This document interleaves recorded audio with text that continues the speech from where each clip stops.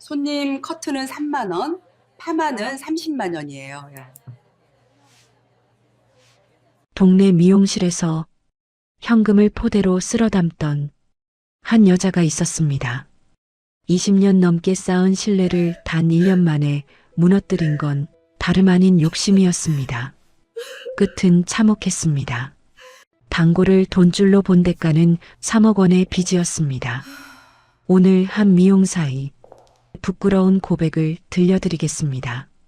번화가 한복판 40평이 넘는 대형 헤어샵에 유리문에는 임대 딱지가 붙어 있었습니다. 화려한 샹들리에 아래 고급 가죽 의자 여러 개가 텅 비어 있었습니다. 그 앞에 한 여자가 서 있었습니다. 58세, 작은 체구, 손등에는 수십 년, 약품에 시달린 흔적이 가득했습니다. 여기가 내 꿈이었는데 그녀는 떨리는 목소리로 중얼거렸습니다. 3억 원을 쏟아부은 이곳, 단 1년 만에 모든 것을 잃은 이곳, 창밖으로는 사람들이 바쁘게 오갔지만 이 가게 안으로 들어오는 사람은 아무도 없었습니다. 그녀의 눈가에 주름이 깊게 패였습니다. 20년 넘게 동네에서 손꼽히던 미용사가 어떻게 하루아침에 모든 걸 잃게 된 걸까요? 사연 시작하기 전에 무료로 할 수 있는 구독과 좋아요 버튼 한번 눌러주세요. 평범해 보이는 사람들의 숨겨진 이야기를 매일 전해드리는 채널입니다. 안녕하세요. 저는 오미자입니다. 올해 58세가 됐습니다. 지금부터 제 이야기를 솔직하게 털어놓으려 합니다. 부끄럽고 창피한 이야기지만 누군가는 제 실수에서 교훈을 얻으셨으면 좋겠습니다. 저는 배운 게 없습니다. 가진 것도 없었습니다. 19살 고등학교를 졸업하자마자 먹고 살기 위해 집을 나왔습니다. 부모님은 남동생 공부시키느라 정신이 없으셨고 저는 그저 입 하나 덜어드리고 싶었습니다. 안양역 근처 허름한 미용실에 찾아갔습니다. 사장님, 저 여기서 일 좀 배우면 안 될까요? 사장님은 저를 위아래로 훑어보더니 한숨을 쉬었습니다. 월급은 못 줘. 그냥 밥이나 먹으면서 배워. 그렇게 저는 무급보조로 미용실 생활을 시작했습니다. 1980년대 후반이었으니까 어느덧 40년 가까이 흐른 아득한 옛날 이야기입니다. 아침 8시에 출근해서 밤 10시에 퇴근했습니다. 손님 머리 감겨드리고 수건 빨고 바닥 쓸고 쓰레기 버리고 하루 종일 서 있느라 다리가 퉁퉁 부었습니다. 그런데도 저는 행복했습니다. 왜냐하면 저는 기술을 배우고 있었거든요. 선배 미용사들이 가위질하는 걸 넋놓고 지켜봤습니다. 쉬는 시간에는 남은 머리카락을 모아서 마네킹에 붙이고 혼자 연습했습니다. 밤에 숙소로 돌아가면 손이 약품 냄새로 찌들어 있었습니다. 손등은 갈라지고 피가 났습니다. 반창고를 붙이고 다시 가위를 잡았습니다. 미자야, 넌 참 악착같구나. 사장님이 그렇게 말씀하실 때면 저는 왠지 뿌듯했습니다. 3년이 지나서야 처음으로 받아든 15만 원짜리 월급 봉투. 그 얇은 봉투가 제 인생의 첫 번째 훈장이었습니다. 그렇게 소중할 수가 없었습니다.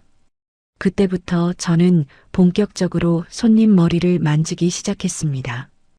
커트, 파마, 염색, 하나하나 배워갔습니다. 실수도 많이 했습니다. 염색약을 잘못 섞어서 손님 머리카락이 주황색으로 변한 적도 있었습니다. 그때는 정말 땅에 묻히고 싶었습니다. 하지만 그럴 때마다 사장님이 대신 사과해 주시고 저를 다독여 주셨습니다. 미자야, 실수하면서 배우는 거야. 다음엔 안 그러면 돼. 그렇게 10년이 흘렀습니다. 저는 어느새 안양에서 제법 이름이 알려진 미용사가 되어 있었습니다. 손님들이 저를 찾아왔습니다. 미자 씨 손만 거치면 머리가 달라져. 미자 씨는 손이 참 야무지더라. 그런 말 한마디 한마디가 저에게는 큰 힘이 됐습니다. 그러던 중에 저는 결혼을 했습니다. 남편은 작은 공장에 다니던 성실한 사람이었습니다. 크게 잘 사는 건 아니었지만 둘이 벌면 그럭저럭 살만했습니다. 곧 아이들도 생겼습니다. 딸 하나, 아들 하나. 저는 이 아이들만큼은 제대로 키우고 싶었습니다.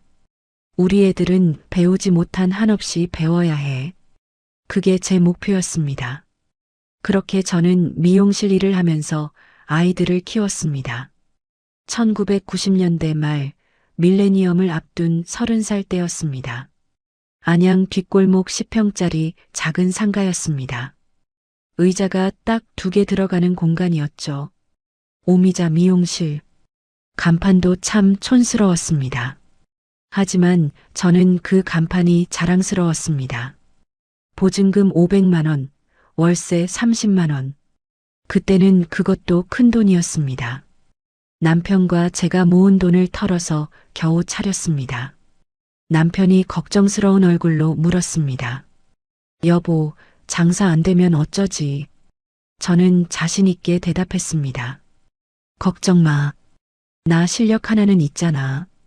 그리고 저는 약속을 했습니다. 절대 비싸게 받지 않겠다고. 동네 사람들이 부담 없이 올 수 있는 가격으로 하겠다고. 커트는 8,000원. 파마는 3만 원. 염색은 2만 원. 당시 시내 미용실들은 커트만 해도 10,000원이 넘었습니다. 저는 그것보다 훨씬 저렴하게 책정했습니다. 대신 실력으로 승부를 봤습니다. 손님 한 분 한 분을 정성껏 모셨습니다. 이모, 앞머리가 좀 신경 쓰이는데 다듬어줘. 그런 말씀하시면 가위 들고 후다닥 나갔습니다. 그냥 해드릴게요. 돈 안 받아요. 앞머리 다듬기는 공짜였습니다. 머리 감겨드릴 때도 마사지를 꼼꼼히 해드렸습니다. 미자 씨, 손이 참 시원하네. 그런 말 들으면 기분이 좋았습니다. 명절에도 안 쉬고 일요일에도 문을 열었습니다. 명절 전에 머리 좀 하고 싶은데 어디 열린 데가 없어. 그런 분들이 계시니까요. 남들 쉴 때 일하니까 손님이 몰렸습니다. 아침부터 저녁까지 쉴 틈이 없었습니다. 하루가 끝나면 서랍에 현금이 가득 쌓여 있었습니다. 10,000원짜리, 5,000원짜리 지폐들이 수북했습니다. 그때는 카드 결제가 흔하지 않았거든요. 다들 현금으로 계산했습니다. 저녁마다 남편과 함께 돈을 셌습니다. 오늘 얼마 벌었어? 한 30만 원쯤 되는 것 같아. 하루에 30만 원이면 한 달에 거의 1,000만 원 가까이 됐습니다. 물론 재료비랑 월세 빼면 순수익은 그보다 적었지만 그래도 꽤 많이 벌었습니다. 미용 재료비가 사실 얼마나 됩니까? 파마약, 염색약, 샴푸, 도매로 사면 정말 저렴했습니다. 몸은 힘들었지만 정직하게 일하니까 돈이 굴러 들어왔습니다. 그렇게 번 돈으로 저는 아이들을 키웠습니다. 딸아이 학원비, 아들 태권도비, 하나도 빠짐없이 다 보냈습니다. 엄마, 나도 친구들처럼 나이키 신발 사줘. 그러면 백화점 가서 제일 비싼 거 사줬습니다. 엄마가 벌어서 다 사줄게. 그게 제 자랑이었습니다. 동네 사람들은 저를 좋아했습니다. 미자 씨는 참 착해. 바가지 하나도 안 씌워. 여기 오면 머리도 잘 나오고 기분도 좋아져. 그런 소문이 나면서 손님이 더 늘었습니다. 어떤 손님은 버스 타고 1시간 걸려서 오시기도 했습니다. 미자 씨 손 아니면 안 되겠어. 나 이사 간 곳은 비싸기만 하고 마음에 안 들더라고. 그런 말 들으면 정말 뿌듯했습니다. 저는 손님들 이름을 다 외웠습니다. 김 여사님, 아들 결혼식은 잘하셨어요? 오늘 파마 하실 거죠? 지난번에 하신 지 2달 됐죠? 어머, 미자 씨가 그런 걸 다 기억하네. 그런 작은 정성이 손님들 마음을 움직였습니다.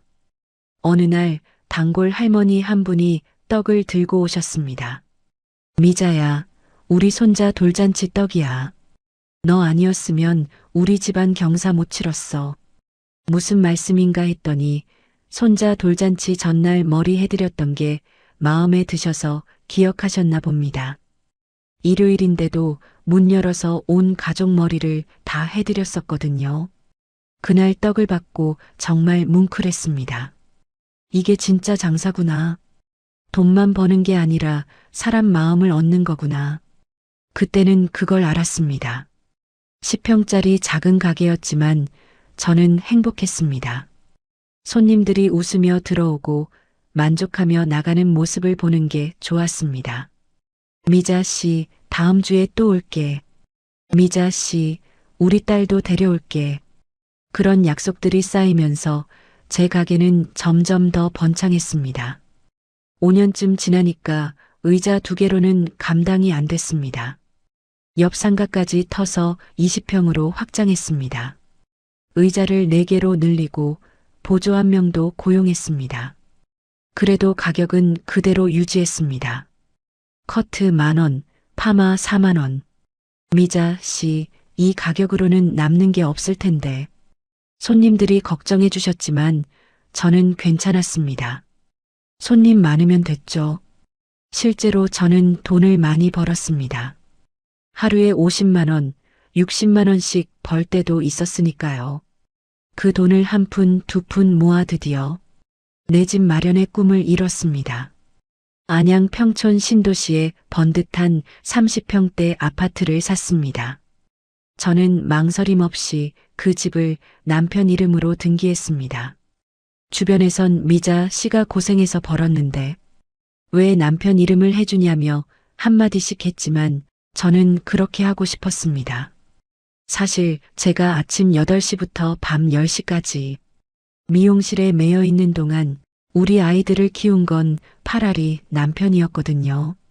남편은 공장 퇴근하고 오면 쉬지도 못하고 아이들 밥 챙기고 밀린 빨래하고 숙제까지 다 봐줬습니다. 엄마 손길이 제일 필요한 시기에 제가 가위질하느라 비운 자리를 남편이 묵묵히 채워준 거죠. 미안해 여보. 내가 돈 번다고 애들 크는 것도 제대로 못 보내. 제가 미안해할 때마다 남편은 늘 제 손을 잡아주며 말했습니다. 아냐 미자야. 밖에서 하루 종일 서서 일하는 당신이 제일 고생이지. 애들 걱정은 마. 그 고마움에 보답하고 싶었습니다. 등기부등본에 남편 이름 석자가 찍힌 날 남편은 제 거친 손을 꼭 잡고 눈시울을 붉혔습니다. 미자야, 고생 많았어. 정말 고마워. 앞으로 내가 더 잘할게. 남편이 제 손을 꼭 잡았습니다. 저는 정말 뿌듯했습니다. 그때 그 거실에서 나누던 온기가 지금도 생생합니다. 정말 뿌듯했고 이제 우리 가족 앞에는 꽃길만 남았다고 믿었습니다. 19 빈손으로 시작해 이만큼 읽었으니 이제는 누려도 된다고 생각했죠. 하지만 그 안도감이 화근이었습니다. 조금씩, 아주 조금씩 제 마음속에 검은 욕망이 자라나고 있었거든요. 그때까지만 해도 저는 겸손했습니다. 손님들께 늘 감사했습니다. 제가 잘해서가 아니라 손님들 덕분입니다. 진심이었습니다. 그게 한 번에 확 변한 게 아니었습니다. 몇 년에 걸쳐 조금씩 제 마음의 저울추가 사람보다 돈 쪽으로 기울고 있었던 겁니다. 20평으로 확장하고 보조 직원을 쓰기 시작하면서부터 제 눈엔 손님의 웃음보다 서랍 속에 10,000원짜리 지폐가 먼저 들어오기 시작했습니다. 어느덧 세월이 흘러 2013년 무렵이 되었습니다. 저는 40대 중반이 되어 있었습니다. 딸은 대학생이 됐고 아들은 고등학생이 됐습니다. 제 인생에서 가장 돈이 많이 들어가는 시기였죠. 등록금, 생활비, 학원비. 한 달에 나가는 돈이 수백만 원이었습니다. 하지만 저는 아까워하지 않았습니다. 우리 애들은 제대로 키워야 해. 그게 제 신념이었습니다. 딸아이가 대학교 MT 간다고 하면 용돈 넉넉히 쥐어줬습니다. 엄마, 친구들은 다 좋은 옷 입고 다니는데 그러면 명동 가서 옷 사입으라고 돈을 줬습니다. 한 벌에 10만 원, 20만 원 하는 옷도 서슴없이 샀습니다. 아들은 운동화에 관심이 많았습니다. 엄마, 나이키 에어맥스 나왔대. 친구들 다 신어. 그러면 백화점 가서 제일 비싼 거 사줬습니다. 한 켤레에 15만 원 넘는 신발도 여러 켤레 샀습니다. 남편은 가끔 말렸습니다. 미자야, 너무 과하게 사주는 거 아냐? 하지만 저는 고집을 부렸습니다. 우리가 고생한 건 애들 잘 키우려고 한 거잖아. 이럴 때 써야지. 딸아이 대학 졸업할 때쯤엔 취업 준비 비용도 만만치 않았습니다. 토익 학원, 면접 학원, 정장, 구두. 엄마, 스펙 쌓으려면 해외 연수도 가야 할 것 같아. 그래서 6개월짜리 어학연수 비용도 대줬습니다. 1,000만 원이 훌쩍 넘었지만 아깝지 않았습니다. 우리 딸 좋은데 취업하면 다 보람 있는 거지. 다행히 딸은 서울에 있는 괜찮은 회사에 취직했습니다. 제 가슴이 정말 뿌듯했습니다. 아들도 대학에 진학했습니다. 등록금이 한 학기에 400만 원이 넘었지만 한 번도 늦춰본 적 없었습니다. 주변 엄마들이 물어봤습니다. 미자 씨는 어떻게 그렇게 여유가 있어? 저는 어깨를 으쓱했습니다. 우리 가게가 잘 되니까요. 사실이었습니다. 제 미용실은 안양에서 소문난 집이었으니까요. 그런데 그때부터였습니다. 제 마음속에 이상한 감정이 싹트기 시작한 게 다른 엄마들이 부러워하는 눈빛, 제 자랑을 들어주는 분위기, 그게 저는 좋았습니다. 미자 신의 딸은 서울 대기업 다니잖아. 미자 신의 아들은 좋은 대학 다니더라. 그런 말들이 제 귀에 달콤하게 들렸습니다. 남편도 마찬가지였습니다. 공장에서 20년 넘게 성실하게 일했지만 월급은 크게 오르지 않았습니다. 어느 날 남편이 한숨을 쉬었습니다. 미자야, 나도 이제 허리가 안 좋아. 언제까지 공장 다닐 수 있을지 모르겠어. 그 말에 제 가슴이 뭉클했습니다. 당신 걱정 마. 내가 벌면 되지. 그리고 저는 결심했습니다. 남편한테 뭔가 해주고 싶었습니다. 남편은 평생 낡은 차를 몰고 다녔습니다. 10년 넘은 중고 소나타. 우리 차 바꿀까? 남편이 놀란 표정으로 물었습니다. 무슨 돈으로? 차는 이거면 충분해. 하지만 저는 이미 마음먹었습니다. 다음 달에 신차로 나온 그랜저를 뽑았습니다. 새 차값이 3천만 원이 넘었지만 현금으로 샀습니다. 남편은 정말 기뻐했습니다. 미자야, 고마워. 내 평생 이런 좋은 차 타볼 줄 몰랐어. 남편이 행복해하는 모습을 보니 저도 행복했습니다. 그런데 문제는 거기서 끝이 아니었습니다. 좋은 차 사주고 아이들 뒷바라지하고 나니까 저도 모르게 제 자신에 대한 기대치가 높아졌습니다. 나도 이 정도 실력이면 인정받아야 하는 거 아니야? 동네 미용실 사장에서 벗어나고 싶었습니다. 그 즈음 안양 번화가에 대형 헤어샵들이 생기기 시작했습니다. 30평, 40평짜리 고급스러운 인테리어, 샹들리에 가죽 의자에 대리석 바닥. 그런 샵들을 지나칠 때마다 제 마음이 흔들렸습니다. 어느 날 호기심에 새로 차린 지 얼마 안 된 고급 헤어샵에 가봤습니다. 손님으로 가서 커트를 받아봤습니다. 가격이 5만 원이었습니다. 제 가게의 5배였죠. 실력은 솔직히 저랑 별 차이 없었습니다. 오히려 제가 더 꼼꼼하게 자르는 것 같았습니다. 하지만 분위기가 달랐습니다. 손님을 대하는 태도가 달랐습니다. 고객님, 어떤 스타일을 원하십니까? 고객님 얼굴형에는 이런 스타일이 어울리실 것 같습니다. 뭔가 격식 있고 전문가 같았습니다. 거울을 보니 제 모습이 초라해 보였습니다. 편한 옷에 운동화 신고 온 동네 아줌마. 그때 제 머릿속에 생각이 스쳤습니다. 나도 저렇게 하면 되는 거 아니야? 집에 돌아오는 길에 계속 생각했습니다. 나는 20년 넘게 이 바닥에서 일했어. 실력은 저 사람들보다 나아. 그런데 왜 나는 커트 10,000원 받고 저 사람들은 5만 원을 받는 거지? 그날 밤 잠이 안 왔습니다. 남편은 옆에서 코를 골며 자고 있었습니다. 저는 천장을 바라보며 생각에 잠겼습니다. 내 인생도 이제 업그레이드 할 때가 된 거 아닐까? 그게 제 욕망의 시작이었습니다. 처음에는 그냥 궁금증 정도였습니다.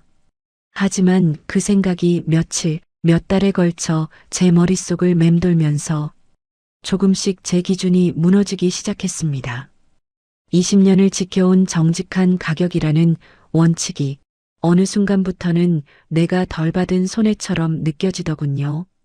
제가 처음 가게를 열었던 30즈음 동네 미용실 커트 가격은 8,000원이었습니다. 파마는 3만 원, 염색은 2만 원이면 충분했죠. 그 가격으로도 월세 내고 아이들 키우고 아파트까지 살 수 있었습니다. 그런데 58살이 된 지금 제가 둘러본 고급 헤어숍들은 달랐습니다. 커트 3만 원, 파마는 기본이 10만 원을 넘고 기장 추가하면 20만 원은 우스웠습니다. 염색도 머리 길이에 따라 10만 원은 넘게 받았습니다. 같은 머리를 자르는데 가격은 5배, 6배가 되어 있었습니다. 그 숫자들이 제 마음을 흔들었습니다. 내가 싸게만 받아온 건가? 20년 넘게 일했는데 나도 이 정도는 받아야 하는 거 아니야? 그때는 몰랐습니다. 그 비교가 제 인생을 무너뜨릴 첫 계산이었다는 걸. 문제는 한 번의 선택이 아니었습니다. 몇 년에 걸쳐 조금씩 제 눈이 손님의 머리카락이 아닌 그들의 지갑을 향해 무뎌지고 있었다는 겁니다. 그 작은 씨앗이 점점 자라기 시작했습니다. 며칠 뒤 동네 미용사 모임에 갔습니다. 다들 비슷한 고민을 하고 있었습니다. 요즘 대형 프랜차이즈들이 생기면서 우리 같은 동네 미용실은 힘들어. 손님들 눈이 높아져서 가격 좀만 올려도 안 와. 그런데 한 언니가 이렇게 말했습니다. 그러니까 우리도 고급화해야 한다니까. 가게 크게 차리고 인테리어 좋게 하고 가격 확 올려. 그러면 손님 숫자는 줄어도 단가가 높으니까 남는 건 비슷해. 그 말이 제 귀에 쏙 들어왔습니다. 그래, 그거야. 고급화. 집에 돌아와서 남편한테 조심스럽게 꺼냈습니다. 여보, 나 가게 좀 더 크게 해볼까? 남편이 깜짝 놀랐습니다. 갑자기 무슨 소리야? 지금도 잘 되고 있잖아. 하지만 저는 이미 마음을 정했습니다. 지금은 잘 돼도 앞으로는 모르잖아. 대형 샵들이 계속 생기는데 우리만 뒤처질 순 없어. 남편은 걱정스러운 얼굴이었습니다. 여보, 큰 가게 하려면 돈이 엄청 들어가. 저는 자신 있게 대답했습니다. 걱정 마. 나한테 실력 있잖아. 큰 가게 차려도 손님 따라올 거야. 그렇게 저는 제 인생 최대의 결정을 내리기 시작했습니다. 그때부터 저는 부동산을 알아보기 시작했습니다. 안양 번화가 상권을 샅샅이 뒤졌습니다. 평일에도 시간 내서 돌아다녔습니다. 30평, 40평짜리 상가들을 둘러봤죠. 중개사무소 사장님이 물었습니다. 미용실 하시려고요? 규모가 꽤 크시네요. 저는 당당하게 대답했습니다. 네, 제대로 된 헤어샵 하려고요. 미용실이 아니라 헤어샵. 그 단어가 제 입에서 나올 때 왠지 기분이 좋았습니다. 몇 주 동안 발품을 팔았습니다. 그러다가 안양역 근처 40평짜리 상가를 발견했습니다. 위치도 좋고 유동 인구도 많았습니다. 건물도 깔끔했습니다. 여기다. 제 직감이 그렇게 말했습니다. 보증금 5천만 원에 월세 300만 원. 거기에 인테리어 비용까지 합치면 최소 3억은 들어갈 것 같았습니다. 집에 돌아와서 남편한테 말했습니다. 여보, 좋은 자리 찾았어. 남편이 물었습니다. 얼마나 드는데? 3억 정도? 남편의 얼굴이 하얘졌습니다. 3억? 여보, 정신 차려. 우리가 그런 큰 돈이 어디 있어. 저는 이미 계산을 해뒀습니다. 우리 아파트 담보로 대출받으면 돼. 남편이 벌떡 일어났습니다. 집을 담보로? 미쳤어? 그거 망하면 우리 집까지 날아가는 거야. 하지만 저는 물러서지 않았습니다. 망할 리가 없어. 내 실력 당신도 알잖아. 20년 넘게 단골들 쌓아왔는데. 그래도 너무 위험해. 지금도 충분히 잘 되고 있잖아. 남편은 끝까지 반대했습니다. 하지만 저는 설득했습니다. 매일 밤 남편을 설득했습니다. 여보, 우리 이대로 살면 뭐가 달라져? 애들은 다 컸고, 이제 우리 인생 좀 업그레이드 해야지. 나도 동네 미용실 아줌마가 아니라 제대로 된 원장 대접받고 싶어. 여보, 지금도 충분히 인정받고 있어. 아냐. 손님들이 날 보는 눈이 달라. 그냥 싸게 해주는 동네 아줌마지. 나도 전문가로 대우받고 싶단 말이야. 일주일을 설득한 끝에 남편이 결국 고개를 끄덕였습니다. 알았어. 하고 싶은 대로 해봐. 그렇게 저는 은행에 갔습니다. 아파트를 담보로 2억 5천만 원을 대출받았습니다. 서류에 도장을 찍는 순간 손이 떨렸습니다. 무섭기도 했지만 동시에 설렜습니다. 이제 시작이야. 그 돈으로 상가 계약을 했습니다. 그리고 본격적으로 인테리어에 들어갔습니다. 인테리어 사장님과 상담했습니다. 최대한 고급스럽게 해주세요. 강남 스타일로요. 예산이 어느 정도 되세요? 1억 5천까지는 쓸 수 있어요. 디자이너가 눈이 휘둥그레졌습니다. 그 정도면 정말 멋지게 할 수 있습니다. 샹들리에를 달았습니다. 바닥은 대리석으로 깔았습니다. 의자는 이탈리아제 가죽 의자로 10개를 들였습니다. 하나에 200만 원이 넘었습니다. 거울은 전면에 LED 조명을 넣었습니다. 세면대도 최고급 제품으로 3개를 설치했습니다. 벽지는 고급 실크 벽지, 천장에는 간접 조명. 인테리어 하는 내내 저는 행복했습니다. 제 꿈이 현실이 되는 느낌이었으니까요. 하지만 비용은 계속 늘어났습니다. 사장님, 여기 조명 하나 더 추가하면 좋을 것 같은데요. 사장님, 대기 공간에 소파도 놓는 게 어때요?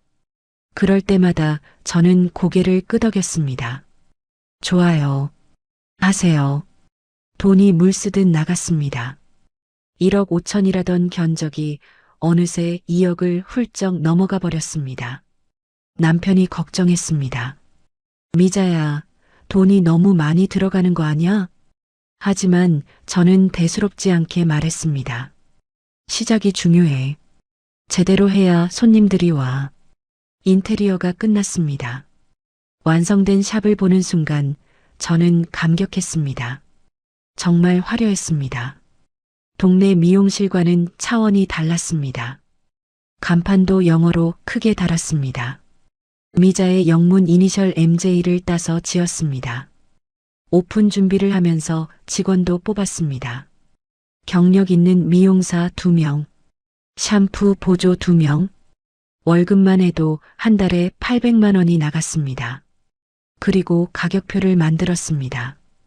커트 3만 원, 기장 추가비 있음, 파마 기본 20만 원, 기장 추가비 별도, 염색 15만 원, 기장 추가비 별도, 특수 케어는 5만 원 추가, 예전 가게의 3배, 4배 가격이었습니다. 직원들이 조심스럽게 물었습니다. 원장님, 가격이 너무 센 거 아닌가요? 저는 자신 있게 대답했습니다. 아니야. 이 정도 인테리어에 이 정도 시설이면 이 가격 받아야 해. 강남 쪽은 커트만 해도 5만 원, 10만 원씩 받는다고. 하지만 여기는 안양이었습니다. 강남이 아니었죠. 그 차이를 저는 몰랐습니다. 아니, 알고 싶지 않았는지도 모릅니다. 오픈 날, 화환이 가득했습니다. 단골 손님들이 축하 인사를 건네러 왔습니다. 미자 씨, 대단하네.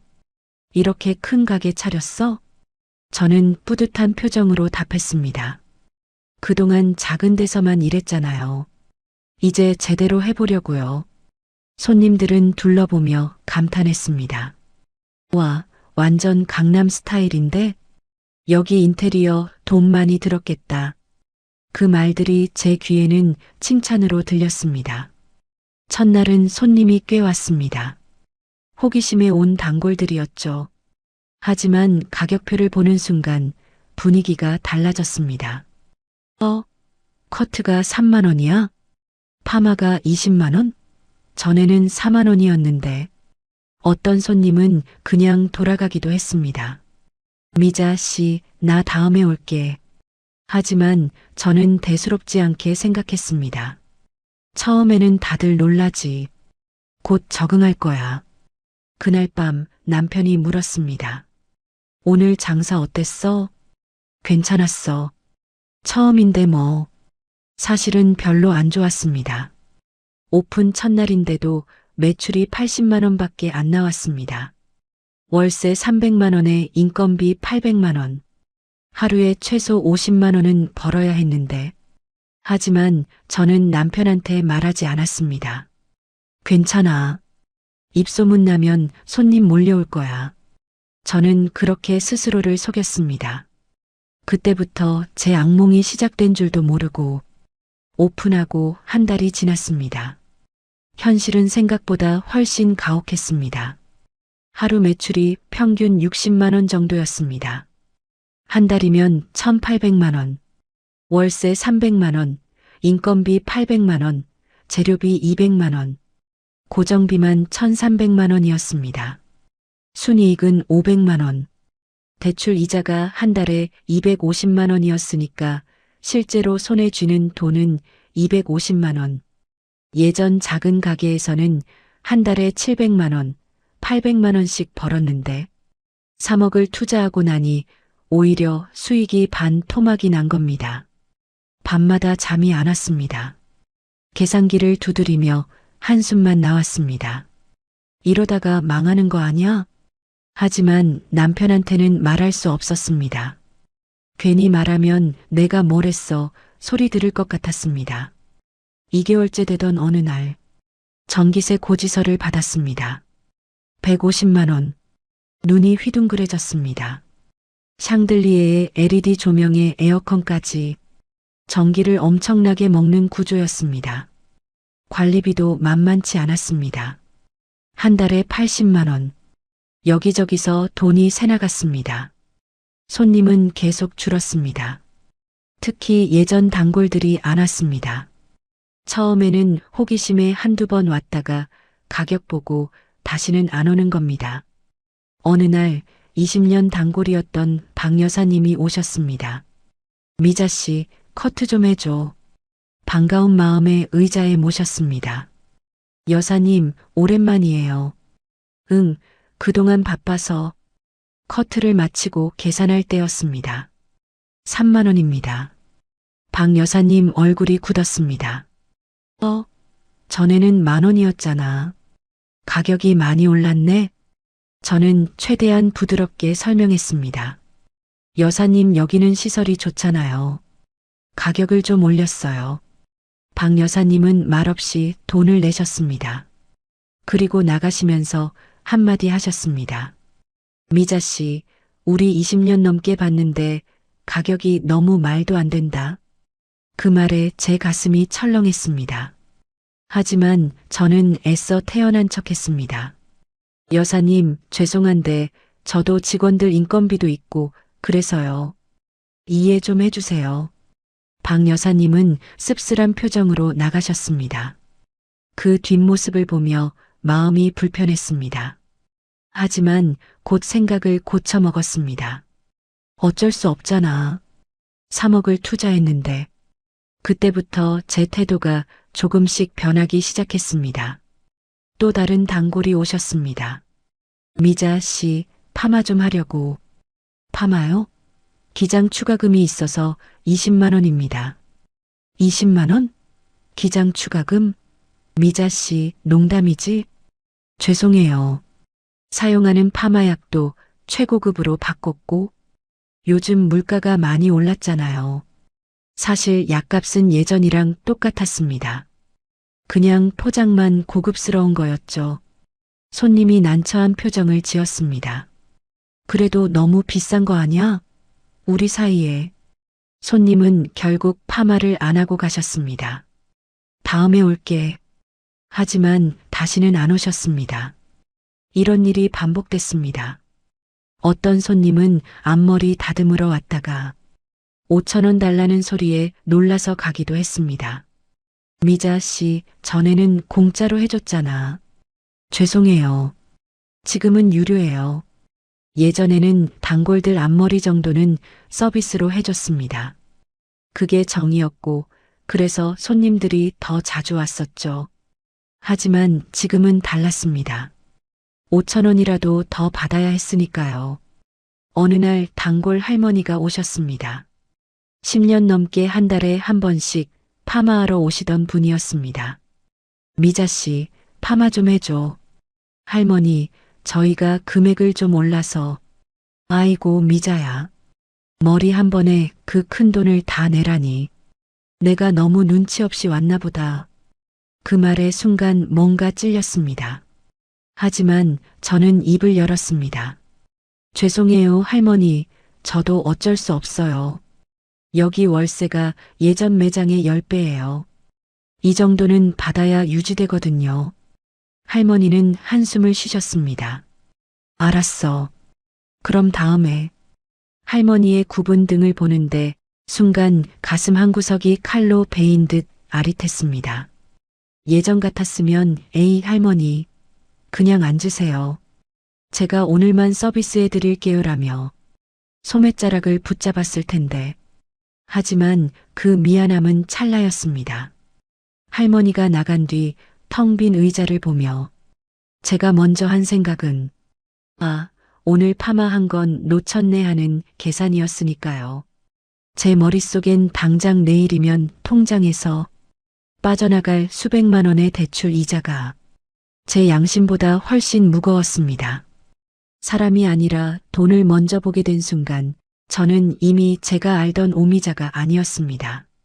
문제는 한 번의 선택이 아니었습니다. 몇 달에 걸쳐 제 양심이 조금씩, 아주 조금씩 돈독이라는 굳은 살에 박여 무뎌지고 있었던 겁니다. 그리고 그 할머니도 다시는 안 오셨습니다. 밤에 남편이 물었습니다.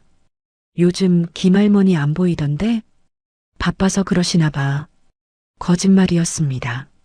제가 돈 때문에 쫓아낸 거나 마찬가지였으니까요.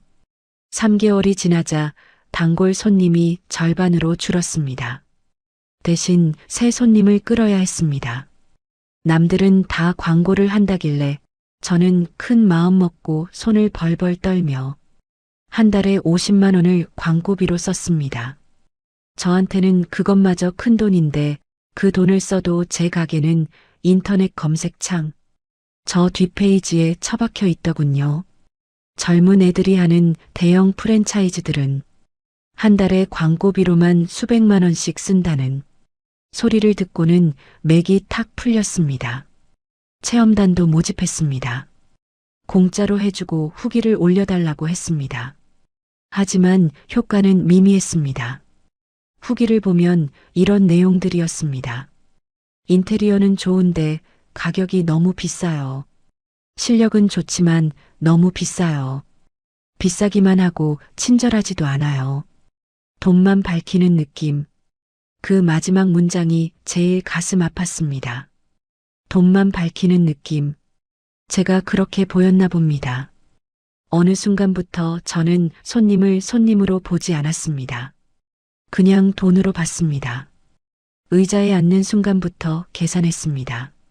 커트 3만 원, 트리트먼트 추가하면 5만 원 더, 헤어 에센스 팔면 3만 원 더.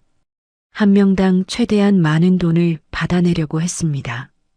고객님, 머릿결이 많이 상했는데 트리트먼트 추가하시는 게 좋을 것 같아요. 사실 그렇게까지 상한 건 아니었습니다. 그냥 돈 더 받으려고 하는 말이었죠. 고객님, 이 에센스 쓰시면 윤기가 확실히 달라요. 에센스 한 통에 3만 원. 원가는 5천 원도 안 됐습니다. 그렇게 하나하나 추가하고 권유하고 팔았습니다. 처음에는 양심이 찔렸습니다. 하지만 점점 무뎌졌습니다. 어쩔 수 없잖아. 나도 살아야 하는데. 스스로를 계속 합리화했습니다. 그런데 문제는 손님들이 바보가 아니라는 겁니다.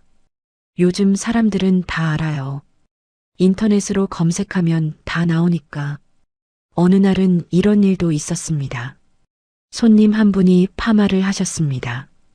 영양 추가에 두피 케어까지 해서 35만 원을 받았습니다. 그런데 나가시면서 이렇게 말씀하셨습니다. 다신 안 올 거예요. 바가지 씌우는 거 다 알아요. 그 말이 제 가슴에 비수처럼 박혔습니다. 하지만 저는 아무 말도 하지 못했습니다. 사실이었으니까요. 그렇게 6개월이 흘렀습니다. 상황은 나아지지 않았고 오히려 점점 더 나빠졌습니다. 손님이 눈에 띄게 줄었습니다. 하루에 3명, 4명 오면 다행이었습니다. 어떤 날은 하루 종일 손님이 한 명도 안 오는 날도 있었습니다. 직원들이 의자에 앉아 핸드폰만 보고 있었습니다. 저도 카운터에 앉아 멍하니 시간만 보냈습니다. 그러던 어느 날 한 젊은 손님이 왔는데 머리가 엉망진창이었습니다. 어머, 손님. 머리가 왜 이렇게 됐어요? 얼룩덜룩한 건 둘째치고 끝이 다 녹았네. 손님이 민망한 표정을 지었습니다. 제가 집에서 염색약 사다가 직접 했는데 이렇게 됐어요. 미용실 요즘 너무 비싸잖아요. 그 말에 저는 약간 기분이 나빴습니다. 하지만 손님이었으니까 참았습니다. 거봐요, 손님. 미용실이 괜히 있는 게 아니야. 염색 다시 하려면 25만 원이에요. 이거 복구 염색에 영양까지 꽉 채워 넣어야 해요. 머릿결이 많이 상해서 트리트먼트도 필수고요. 손님이 놀란 표정을 지었습니다. 25만 원요? 인터넷에서 염색약 사면 만 원인데. 손님, 머릿결 나빠진 거 보세요. 만 원짜리랑 전문가 손길을 비교하면 어떡해요. 손님은 결국 했습니다. 선택의 여지가 없었으니까요. 하지만 나가면서 한마디 했습니다. 다음엔 유튜브 보고 더 잘해봐야겠어요. 그 말을 듣고 저는 멍하니 서 있었습니다. 사실 저도 유튜브는 알죠. 가끔 남편이랑 이명웅 노래 듣거나 뉴스 볼 때나 켰으니까요. 그런데 젊은 직원한테 물어보니 제가 아는 게 전부가 아니었습니다. 원장님, 요즘은 다 유튜브 보고 집에서 잘라요. 염색, 파마, 심지어 매직하는 법까지 다 나와요. 직원이 보여준 핸드폰 화면에는 제 가슴을 철렁하게 만드는 영상들이 가득했습니다. 조회수가 200만이 넘는 영상 제목이 미용실에 돈 버리지 마세요. 만 원으로 끝내는 셀프 염색하는 법이었습니다. 댓글을 보니 이런 내용들이었습니다. 미용실 가면 15만 원에서 20만 원 정도 줘야 할 텐데 집에서 5천 원으로 해결했어요. 염색약만 사면 되니까 완전 이득. 이제 미용실 안 가도 돼요. 제 머리가 띵해졌습니다. 더 찾아봤습니다. 앞머리 자르는 법, 파마 유지하는 법, 탈색하는 법. 없는 게 없었습니다. 심지어 미용실에서 바가지 안 쓰는 법, 이런 영상도 있었습니다. 댓글을 보니 제 등줄기에 식은땀이 흘렀습니다. 미용실에서 트리트먼트 권유하면 무조건 거절하세요. 미용실 가면 영양 추가하라고 난리인데 이거 보니까 다 상술이네요. 집에서 하다가 망해도 유튜브 보고 고치면 됨. 미용실 바가지 요금 극혐. 원가 5천 원도 안 하는 약으로 20만 원 받는 거 양심 어디? 마지막 댓글을 보고 제 얼굴이 화끈거렸습니다. 바로 제 얘기 같았으니까요. 그날 밤 집에 돌아와서도 계속 생각했습니다. 세상이 이렇게 변했구나. 예전에는 머리 하려면 무조건 미용실에 와야 했습니다. 미용사만이 할 수 있는 전문 기술이었죠. 하지만 이제는 달랐습니다. 5천 원, 만 원짜리 염색약 하나 사면 집에서 편하게 할 수 있었습니다. 굳이 20만 원, 30만 원씩 내고 미용실에 올 이유가 없는 겁니다. 며칠 뒤 또 다른 손님이 왔습니다. 머리가 삐쭉삐쭉 엉망이었습니다. 손님, 이거 어떻게 된 거예요? 제가 앞머리 자르다가 집에서 자르셨어요? 네, 실패했어요. 저는 한숨이 나왔습니다. 손님, 머리는 전문가한테 맡기셔야죠. 하지만 손님은 이렇게 말했습니다. 근데 미용실이 너무 비싸요. 커트만 해도 3만 원이나 하잖아요. 그때부터 저는 깨달았습니다. 사람들이 미용실에 오는 이유가 달라졌다는 걸. 예전에는 정기적으로 왔습니다. 한 달에 한 번, 두 달에 한 번. 하지만 이제는 달랐습니다. 참다 정말 도저히 수습이 안 될 때만 왔습니다. 집에서 하다가 망쳐서 어쩔 수 없을 때만. 그러니까 미용실은 이제 최후의 수단이 된 겁니다. 더 큰 문제는 제 태도였습니다. 그렇게 어렵사리 찾아온 손님들한테 저는 오히려 핀잔을 줬습니다. 손님, 머릿결 완전히 망가졌네요. 이거 복구하려면 돈 많이 들어요. 집에서 함부로 하시니까 이렇게 되는 거예요. 그러면서 평소보다 더 비싼 가격을 불렀습니다. 손상된 머릿결 복구 트리트먼트 10만 원 추가요. 이 정도 상태면 특수 케어 해야 해요. 15만 원이요. 손님들 입장에서는 기가 막힐 노릇이었겠죠.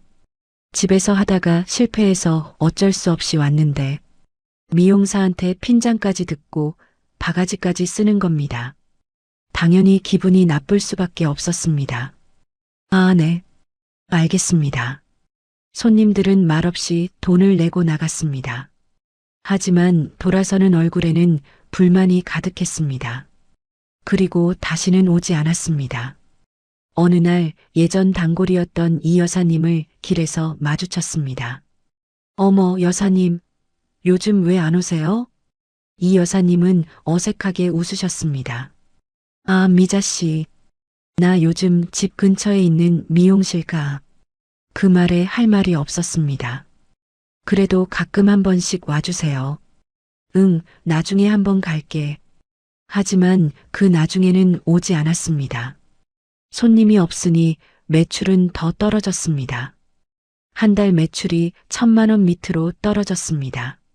월세 300만 원, 인건비 800만 원만 해도 1,100만 원인데 완전히 적자였습니다. 그래도 저는 광고를 더 늘렸습니다. 인스타그램, 네이버 블로그, 지역 카페, 온갖 곳에 광고를 올렸습니다. 한 달에 광고비만 100만 원씩 썼습니다. 하지만 효과는 미미했습니다. 8개월째 되던 날, 직원 한 명이 그만두겠다고 했습니다. 원장님, 죄송한데 저 다른 곳 알아봐야 할 것 같아요. 왜? 여기 불편해? 불편한 게 아니라 손님이 너무 없어서 미래가 안 보여요. 그 말에 저는 아무 말도 못했습니다. 사실이었으니까요. 직원이 나가고 남은 직원들도 불안해했습니다. 하루는 아침부터 저녁까지 손님이 단 한 명도 안 왔습니다. 40평 넓은 매장에 의자만 덩그러니 있었습니다. 저는 그 빈 의자들을 보며 눈물이 났습니다. 내가 뭘 한 거지? 3억 원을 쏟아부어서 만든 게 이 텅 빈 공간이었습니다. 화려한 샹들리에 조명이 눈물에 번져 보였습니다. 예전 작은 가게에서는 전구가 하나 나가도 손님들과 웃음꽃이 피었는데 여기는 조명이 이렇게 밝은데도 제 마음은 어둡기만 했습니다. 어느 날부터인가 단골들은 다음에 올게요라는 짧은 인사조차 남기지 않고 제 곁을 떠났습니다. 그들이 떠난 자리를 채운 건 제가 차갑게 뱉었던 바가지 요금의 대가인 무거운 침묵뿐이었습니다. 그렇게 1년이 지났습니다. 저는 완전히 지쳐 있었습니다. 매일 아침 가게 문을 열 때마다 한숨이 나왔습니다. 오늘은 손님이 올까? 하지만 현실은 냉정했습니다. 하루 매출이 30만 원, 40만 원, 좋은 날이 50만 원, 한 달 매출이 800만 원에서 1000만 원 사이였습니다. 고정비는 한 달에 1300만 원, 매달 300만 원에서 500만 원씩 적자가 났습니다. 처음에는 예금에서 메웠습니다. 자식들 뒷바라지하면서 모아둔 돈이 좀 있었거든요. 하지만 그 돈도 6개월 만에 바닥났습니다. 그 다음엔 신용카드를 돌렸습니다. 이 카드로 저 카드 맞고 현금 서비스도 받았습니다. 카드 빚이 2천만 원이 넘어갔습니다. 그래도 남편한테는 말하지 못했습니다. 저녁에 집에 가면 남편이 물었습니다. 여보, 가게는 잘 돼? 응, 괜찮아. 거짓말이었습니다. 하지만 차마 말할 수가 없었습니다. 내가 3억 날리고 있어라고 밤마다 혼자 숨죽여 울었습니다. 화장실에 들어가서 울기도 했습니다. 어떡하지? 머릿속은 온통 돈 생각뿐이었습니다. 대출 이자가 밀렸습니다. 은행에서 독촉 전화가 오기 시작했습니다. 대출 이자 연체되셨는데요. 빨리 입금해 주세요. 네, 알겠습니다. 하지만 입금할 돈이 없었습니다. 카드값도 밀렸습니다. 독촉 문자가 하루에 10통씩 왔습니다. 핸드폰을 볼 때마다 가슴이 철렁했습니다. 어느 날은 마트에서 카드가 거절됐습니다. 죄송합니다. 다른 카드 없으세요? 주변 사람들이 저만 쳐다보는 것 같았습니다. 아, 네, 다른 카드로 할게요. 너무 창피해서 집에 돌아오는 길에 눈물이 났습니다. 내가 이렇게까지 살아야 하나? 직원들 월급도 밀렸습니다. 원장님, 이번 달 월급이 미안해. 다음 주에 줄게. 하지만 다음 주가 되어도 돈이 없었습니다. 결국 직원들이 하나둘 그만뒀습니다. 원장님, 죄송하지만 저 나가야겠어요. 그래. 미안해. 남은 직원도 한 달 뒤에 나갔습니다. 결국 저 혼자만 남았습니다. 혼자서 손님을 받았습니다. 혼자서 청소하고 빨래하고 정리했습니다. 40평 넓은 공간을 혼자서 지켰습니다. 전기세가 한 달에 150만 원씩 나왔습니다. 하지만 끌 수가 없었습니다. 불을 끄면 정말 망한 가게처럼 보일 것 같았거든요. 그렇게 앉아서 핸드폰만 들여다봤습니다. 통장 잔고를 확인했습니다. 38,000원. 한숨이 나왔습니다. 어느 날 딸아이한테서 전화가 왔습니다. 엄마, 무슨 일 있어? 목소리가 왜 그래? 아니야. 가게가 좀 바빠서 거짓말을 했습니다. 딸아이는 이상하다는 듯 물었습니다. 엄마, 진짜 괜찮아? 응, 괜찮아. 전화를 끊고 나서 눈물이 났습니다. 그날 밤 계산을 해봤습니다. 아파트 담보대출 2억 5천, 카드 빚 2,500만 원, 밀린 월세 900만 원, 빚이 2억 8,400만 원. 숫자를 보는 순간 정신이 아찔했습니다. 보증금 5천만 원에 인테리어 2억, 거기에 운영하면서 카드로 메운 돈, 밀린 월세까지. 결국 3억 가까운 돈을 쏟아붓고 빚더미에 앉은 겁니다. 손으로 얼굴을 감쌌습니다. 내가 미쳤었구나. 왜 그렇게 욕심을 부렸을까? 왜 작은 가게에 만족하지 못했을까? 후회가 밀려왔습니다. 그날 밤 남편이 물었습니다. 여보, 요즘 얼굴이 왜 그래? 많이 힘들어? 더 이상 숨길 수가 없었습니다. 여보, 사실은 목이 메었습니다. 가게가 완전히 망했어. 남편의 얼굴이 하얘졌습니다. 뭐, 빚이 3억이 넘어. 남편은 한동안 말이 없었습니다. 넋이 나간 사람처럼 저를 쳐다보더군요. 그리고 한숨을 길게 쉬었습니다. 여보, 괜찮아. 화를 내는 것보다 그 떨리는 목소리가 제 가슴을 더 난도질했습니다. 그 한마디에 제 눈물이 쏟아졌습니다. 미안해. 내가 욕심을 부려서. 남편은 제 손을 꼭 잡았습니다. 이제 어떡할 거야? 가게 정리해야 할 것 같아. 그날 밤 우리 부부는 아무 말 없이 앉아 있었습니다. 40년을 함께 살면서 그렇게 무거운 침묵은 처음이었습니다. 그 무거운 침묵 속에서 저는 깨달았습니다. 제가 날린 건 돈 3억이 아니라 우리 가족이 40년 동안 쌓아온 안온한 일상이었다는 거요.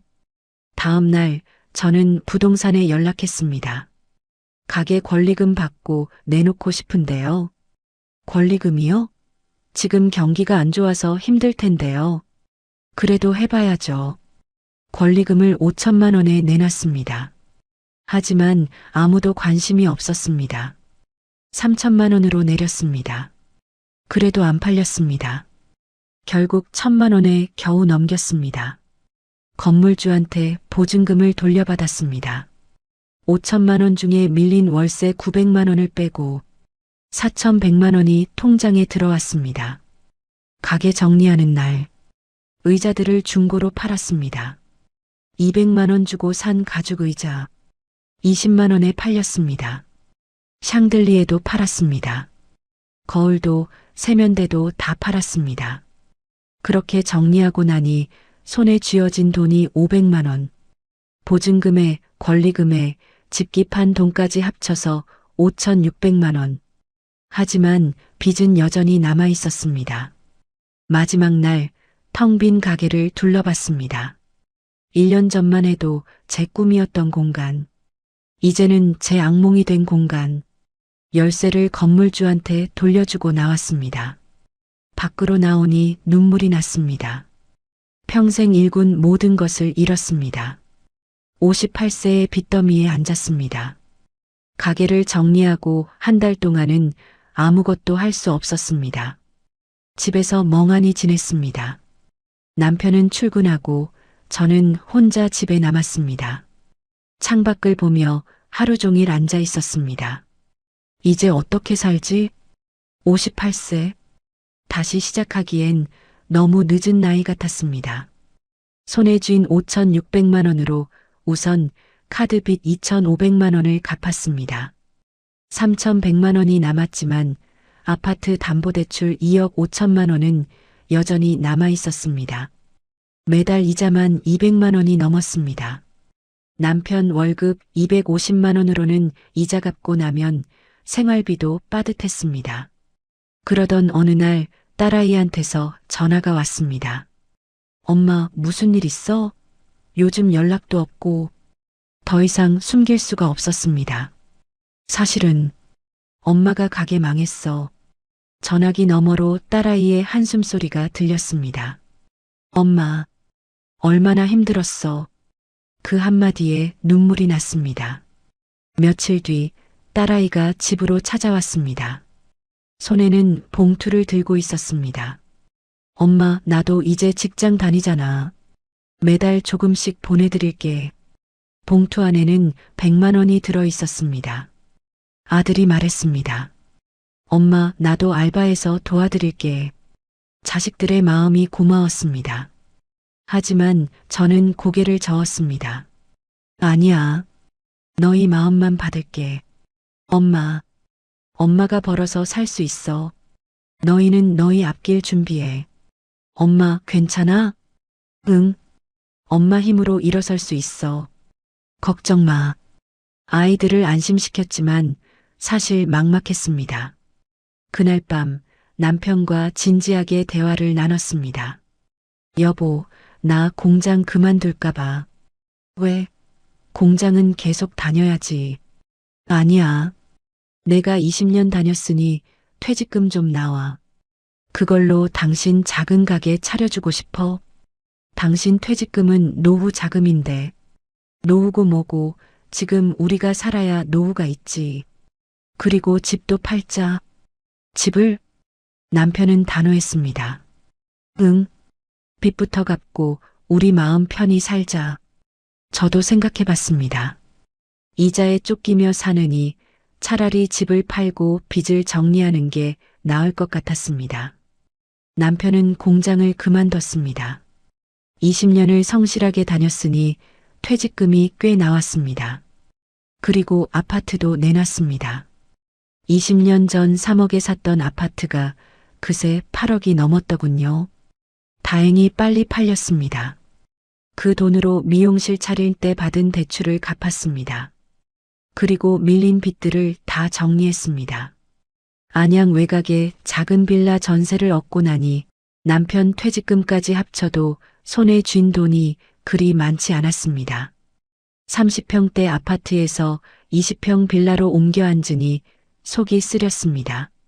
하지만 그래도 이제는 빚 독촉 없는 집에서 발 뻗고 잘 수 있다는 게 어디냐며 남편과 서로를 다독였습니다. 여보, 남은 돈은 우리 노후 자금으로 지키자. 남편이 고개를 끄덕였습니다. 그래. 이제는 욕심 부리지 말고 그 돈은 건드리지 말고 살자. 응. 작은 가게 차리는데 필요한 돈만 쓰고 나머지는 절대 안 쓸게. 그렇게 저는 다시 시작하기로 했습니다. 그래. 이제는 욕심 부리지 말고 정직하게 벌고 아끼면서 살자. 안양 뒷골목. 예전에 처음 시작했던 그 동네. 10평도 안 되는 작은 상가를 발견했습니다. 보증금 1,500만 원에 월세 80만 원. 의자는 4개. 중고로 30만 원 주고 샀습니다. 거울도 중고, 세면대도 중고. 화려한 인테리어는 없었습니다. 그냥 깔끔하게만 정리했습니다. 간판도 예전처럼 단순하게 달았습니다. 오미자 미용실. 촌스러운 이름이었지만 오히려 마음이 편했습니다. 남편이 함께 가게에 나왔습니다. 미자야, 나도 샴푸 정도는 할 수 있잖아. 우리 부부가 함께 하자. 처음에는 남편이 서툴렀습니다. 하지만 열심히 배웠습니다. 그 모습이 고마웠습니다. 가격도 예전으로 돌렸습니다. 커트 1만 2천 원, 파마 5만 원, 염색 3만 원. 예전 대형샵의 3분의 1 가격이었습니다. 오픈하고 며칠은 손님이 없었습니다. 하지만 일주일쯤 지나니 한두 명씩 오기 시작했습니다. 그러던 어느 날 예전 단골 박 여사님이 오셨습니다. 여사님은 제 얼굴을 보더니 눈시울이 붉어졌습니다. 미자야, 괜찮아? 그 말에 눈물이 났습니다. 죄송해요, 여사님. 제가 그때 괜한 욕심을 부려서. 됐어. 이제 다시 시작하면 되지. 나 파마 좀 해줘. 그날 이후로 예전 단골들이 하나둘 찾아왔습니다. 미자 씨, 여기가 편해. 그때는 비싸기만 하고 솔직히 좀 그랬어. 손님들의 그 한마디 한마디가 제 가슴에 와닿았습니다. 저는 예전의 제 모습으로 돌아갔습니다. 앞머리는 다시 공짜로 다듬어 드렸습니다. 이모, 앞머리 좀 잘라주세요. 그럼요. 앉으세요. 가위질하면서 손님 이야기를 들어드렸습니다. 요즘 손자가 말썽이라서. 어머, 그래요? 손자가 몇 살인데요? 예전처럼 정성을 담았습니다. 한 분 한 분을 소중하게 대했습니다. 남편도 열심히 도와줬습니다. 어르신, 제가 샴푸 해드릴게요. 손님들이 웃으며 좋아하셨습니다. 부부가 함께 가게를 하는 모습이 정겹다고 했습니다. 한 달 매출은 400만 원 정도였습니다. 월세 80만 원, 재료비 50만 원, 관리비 30만 원 빼고 손에 쥐는 돈은 240만 원 정도. 3억짜리 가게 망하며 적자 낼 때보다 훨씬 나았습니다. 무엇보다 빚이 없으니 마음이 편했습니다. 매일 아침 가게 문을 열 때마다 감사했습니다. 손님 한 분 한 분이 고마웠습니다. 단골 할머니가 오셔서 말씀하셨습니다. 미자야, 욕심은 다 독이야. 사람이 분수를 알아야 해. 네, 할머니. 이제야 알았어요. 늦게라도 알았으면 됐어. 천천히 가. 그 말씀이 가슴에 새겨졌습니다. 이제 저는 천천히 갑니다. 예전처럼 정직하게, 손님 한 분 한 분을 소중하게, 하루에 10명만 와도 감사합니다. 한 달에 400만 원 벌어도 행복합니다. 노후 자금은 절대 건드리지 않습니다. 그건 우리 부부가 늙어서 쓸 돈입니다.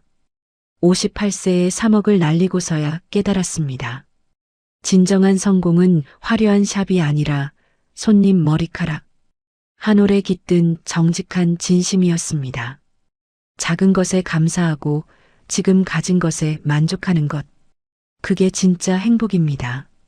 저는 오늘도 10평 작은 가게에서 남편과 함께 가위를 듭니다. 천천히 하나씩 정직하게. 그게 제가 할 수 있는 최선입니다. 여러분은 지금 무엇을 쫓고 계신가요? 혹시 저처럼 눈앞의 화려함 때문에 곁에 있는 소중한 분들을 잊고 계시지는 않나요? 부족한 제 이야기가 조금이나마 와닿으셨다면 구독과 좋아요 버튼으로 응원 부탁드립니다. 여러분의 노후에 평안이 깃들기를 진심으로 기원합니다. 끝까지 시청해 주셔서 감사합니다.